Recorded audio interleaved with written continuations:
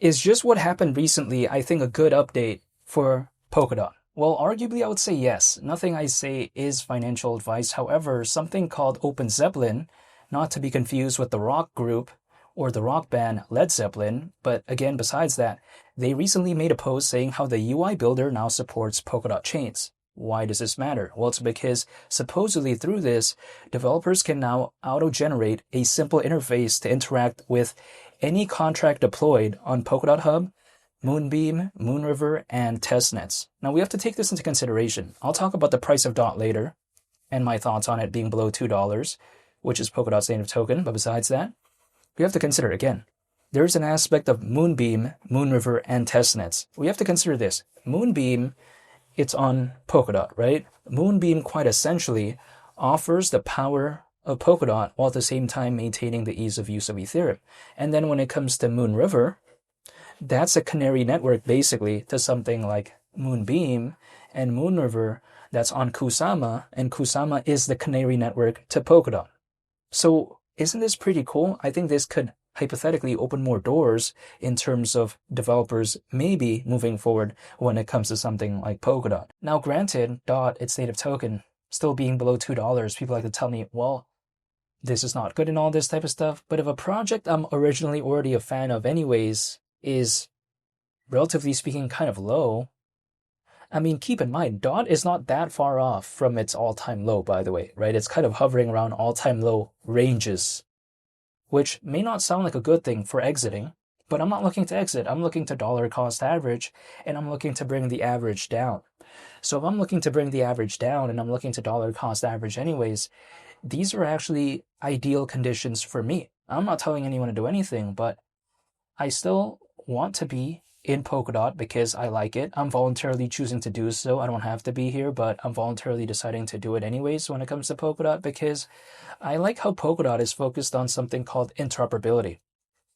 It's focused on connecting blockchains together, basically. Why is this even a good thing? Well, it's because if we take a look at, for instance, there's many networks out there, many blockchains, but a lot of them are independent of one another. They can't freely interact with one another in a lot of cases. So what kind of steps in? Sometimes it's something like Polkadot. However, even besides that, DOT, it's around 36 and a half times lower than $50, which again may not sound like a good thing, but I'm looking to dollar cost average. So if something is low, I'm not going to be complaining. Actually, at $50, we're taking a look at a market cap when it comes to DOT at that point of around 83 billion, approximately, which is just basically around the same market cap as what Dogecoin reached back in 2021 years ago. But the only difference is that we saw an altcoin season back then. We haven't seen one this time around. The thing is, actually, at the peak of that cycle in 2021, there was around 300 million owners. Now, supposedly, there's around 600 million. So pretty much double. And still, we haven't seen an altcoin season. And still, Bitcoin, as of right now, is around like slightly below 70 grand. And yet, we have this many. So what would the numbers look like if there was an actual altcoin season? Would it be like 700 million owners, 800, 900 million? I mean, we'll wait and see, but that wouldn't necessarily surprise me just because we really haven't seen a sort of altcoin season. And again, a lot of people, I feel like, even though there's an increase in the amount of owners when compared to back then, I just feel like a lot of them just have lost somewhat of a motivation when it comes to this space, which I don't blame them. I mean, things are not looking good, right? In terms of the charts, developers, a lot of them just don't really want to build things when the space isn't looking the best. But what happens during a time like that usually when people are kind of giving up, when people are leaving, when developers don't really want to enter? Usually that's when the charts are kind of low. But I like that because I'm looking to dollar cost average anyways. It would make no sense for me to be upset at a condition in which I like for dollar cost averaging. But besides that, I'm not telling anyone to do anything. Sure, it's sometimes like boring, right? Or sometimes it could be demoralizing, believing in a space and then it doesn't really do anything. But you know what? Personally, for me, what I care about is the fundamentals. What I care about is what the project is trying to do, because I feel like the space, it could have seasons, right?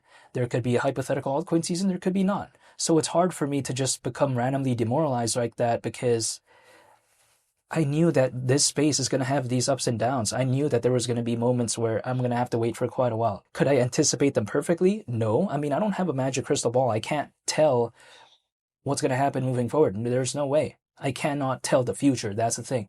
The only thing I can do is focus on the right now and just take a look at historical data.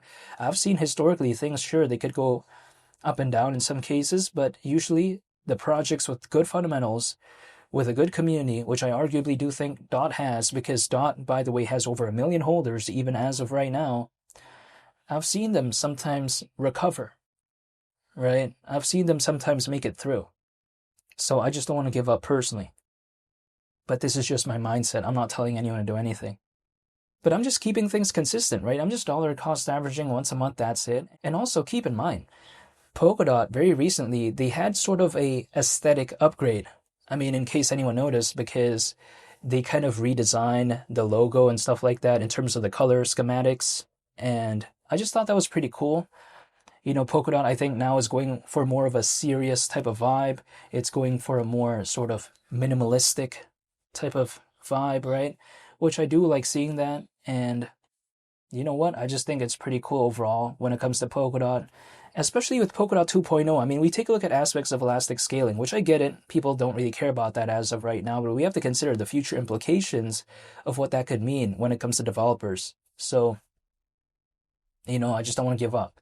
Polkadot 2.0, I think, is arguably actually the biggest thing it's ever done in history, supposedly, so far. But yet the timing didn't align well with the altcoin space, so it was often ignored. But I have not forgotten about it because I thought that was really cool, and I think it could play into the narrative later on if, let's say, there is a hypothetical altcoin season. But this is a only time will tell type of scenario, which is why I'm just still waiting. I'm holding, and I just don't want to give up, even though I am not telling anyone to do anything. And also, my viewpoint is this. If we take a look at Polkadot, what is a way to get a lot of good adoption? Arguably, I think it's when a lot of developers enter, they build things, and then people start using it, and then adoption increases, right? But as of right now, a lot of developers, they don't really want to enter into this space because it isn't doing the best, basically. So when I take a look at OpenZeppelin, again, the UI builder now supports Polkadot chains. I think that right there, in terms of the long term, not in terms of the short to medium term, because as of right now, things are just not looking the best, so developers don't really want to enter. But I'm saying, moving forward, that could, I think, really help something like Polkadot, arguably, because why not, right? If it's, you know, through this, basically, allowing more developers to kind of potentially start building on Polkadot, why not? I think that right there could have future implications, so I do like that. And I forgot to mention this when I was recording, so I'm going to voice over this and just talk about it. But yeah, that's just my point of view, and I just thought it was pretty cool, this right here. So I wanted to make a video on it and just kind of talk about it, basically. However, I want to say thank you for watching. I greatly appreciate it. And feel free to subscribe if you want to stay tuned for more updates when it comes to Polkadot and also just this space overall. And also feel free to like the video if you liked it. I'd greatly appreciate it. And it's Willie the Captain, and I'll see y'all on the next one. I'm out. Peace. Bye.